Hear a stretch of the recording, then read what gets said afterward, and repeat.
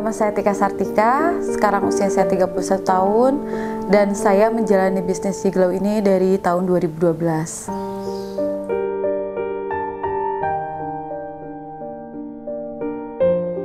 Ibu di mata saya itu tidak bisa diutarakan dengan kata-kata ya, tapi yang jelas ibu itu salah satu jalan yang bisa mewujudkan impian saya hingga detik ini, dan dia adalah orang yang sangat berperan penting dalam karir saya. Ibu itu orang yang selalu berusaha kuat dan berusaha meyakinkan anak-anaknya bahwa keadaan itu baik-baik saja dan tidak pernah menunjukkan rasa sedih, gelisah, ataupun rasa capek gitu di depan anak-anaknya. Jadi dia itu orang yang selalu positif dan selalu berusaha tegar di depan anak-anaknya.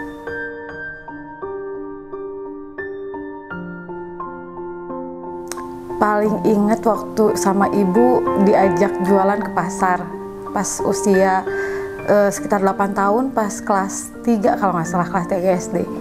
Banyak banget karena dari dulu yang bekerja siang dan malam itu sebetulnya ibu, karena bapak saya itu memang dulu udah lama sekali sakit dan kebetulan beliau juga sudah meninggal di tahun 2012.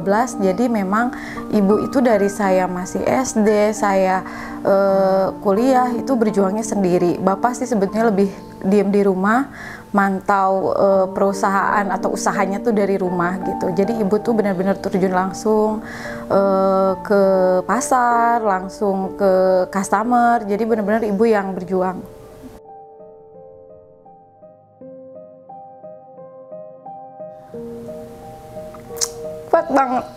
Kuat banget. Sempat satu hal pernah, ibu saya kan jualan grosir beras. Tapi kan grosir beras itu kalau musim panen kan nggak terlalu laris ya. Terus saya waktu itu, waktu kelas 3 SD disuruh jualan kangkung, jualan pisang. Kangkungnya itu kita ngambil sendiri dari kebun. Saya itu suruh ngambilin kangkungnya, yang itu kalau dilihat luasnya itu bisa 1/4 hektar gitu ya, sendiri, sampai di gembrongin ulet hijau. Dan itu subuhnya itu harus dipasarin karena bapak kalau misalnya itu nggak habis pasti marah. Jadi kita tuh berdua berjuang buat gimana caranya si pisang sama si kangkungnya itu bisa laris habis gitu. Dan itu tuh benar-benar kerasa banget perjuangan kita tuh dulu tidak memiliki masa kecil yang selayaknya anak kecil gitu. Jadi kita tuh udah benar-benar berjuang banget sama ibu, gimana lagi gitu ya, karena dia tuh kan nggak mungkin juga gitu kerja sendiri. Jadi kita walaupun masih kecil dipaksa untuk yuk nggak apa-apa bantu Ami, ini kan juga buat sekolah kalian. Benar-benar ngalamin hal-hal terpahit sekalipun itu bareng-bareng gitu. Jadi sebetulnya kenangan sama ibu tuh benar-benar luar biasa, banyak sekali. Dan dia itu buat saya, ibu itu seperti berlian yang sangat bernilai, yang bahkan tidak boleh ada orang yang bikin dia nangis saat ini, bikin dia sakit, bikin dia kepikiran apapun gitu. Pengen happy terus dan terus-terusan bisa menjalani sisa hidupnya dengan rasa yang bahagia, karena sekarang anak-anaknya sudah berhasil dan ibu ini pencetak anak-anak yang saat ini sudah sukses, memiliki segalanya, dan beliau hidup dengan bahagia sekali gitu.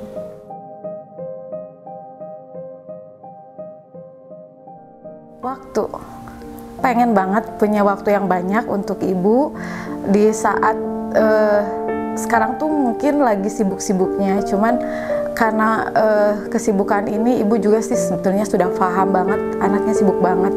Tapi aku tuh punya harapan gimana caranya nanti tahun 2022 itu bisa memiliki waktu yang lebih banyak lagi, menghabiskan waktu dengan beliau di saat beliau masih sangat sehat, dan pengen jadi satu hal, momen yang selalu membahagiakan itu terjadi setiap harinya gitu.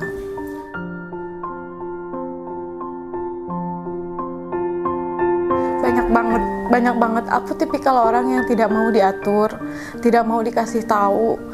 Tapi ibu tahu, kalaupun keputusan yang kamu ambil itu baik, ya silakan jalani. Kalau tidak, ya silakan tanggung sendiri.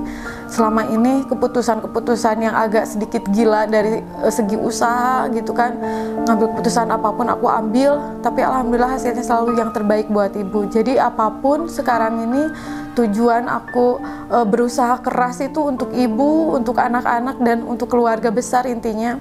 Karena apapun yang saya punya ini tujuannya bisa dirasakan oleh orang tua gitu.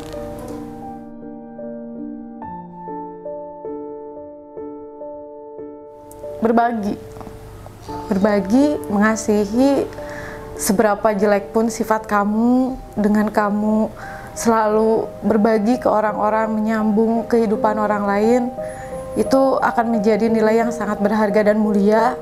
Jadi jangan pernah menutup mata dan telinga ketika ada banyak orang di sekitar kita yang memang sangat membutuhkan. Itu ibu tuh benar-benar mengajarkan itu hingga saat ini. Jadi dia itu walaupun dapat berapa banyak pun uang dari anak-anaknya, selalu dia bagi-bagiin lagi ke orang-orang yang membutuhkan, khususnya panti jompo yang dia ngerasa ini adalah sosok saya ketika saya tidak punya apa-apa. Saya akan menjadi jompo yang tidak menghasilkan uang dan apapun gitu, kalau misalkan saya tidak memiliki anak yang sukses. Jadi setiap jompo yang ibu temui, entah itu di daerah manapun, itu akan selalu ibu kasih dan santuni.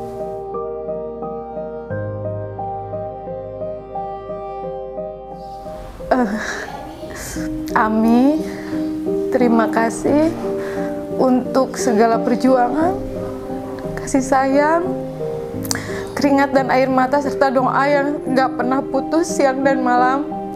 Karena saya sendiri tanpa Ami bukan apa-apa dan tidak bisa menjadi siapa-siapa. Ami adalah sosok ibu yang mungkin gak semua orang bisa miliki, dan saya bersyukur sekali menjadi anak yang terlahir dari Ami, anak yang dibesarkan oleh Ami. Walaupun kehidupan dari kita kecil itu tidak mudah dan tidak begitu menyenangkan, tapi akhirnya aku ngerasain manfaatnya. Di saat aku besar, aku dihadapkan dengan kenyataan hidup di mana bisa bertahan di tengah kesulitan dan bisa menjadi seorang penjual atau pedagang yang dikatakan sukses sama semua orang. Ini adalah bekal dan ajaran yang Ami berikan. Jadi nggak ada yang pernah aku sesali. Pokoknya terima kasih Ami. Aku sudah dibentuk menjadi Tika yang versi terbaik dari Ami, dan menjadi orang yang diciptakan atau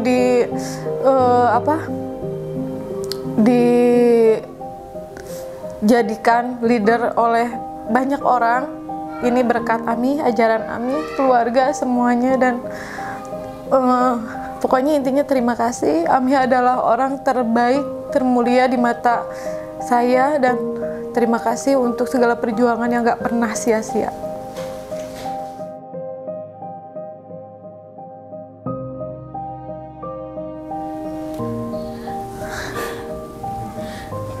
Ya Allah, ada Ami.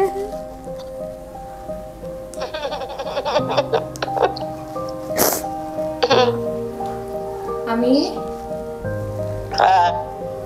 tadi udah denger ya semua ceritanya dari Teh Tika? Udah.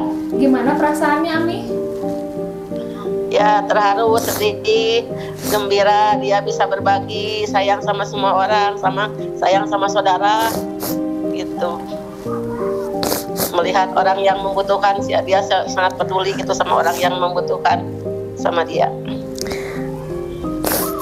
Kirain tengah ditelepon ya. I love you Ami. Ami sehat, bahagia. Alhamdulillah. Bahagia. Ya udah.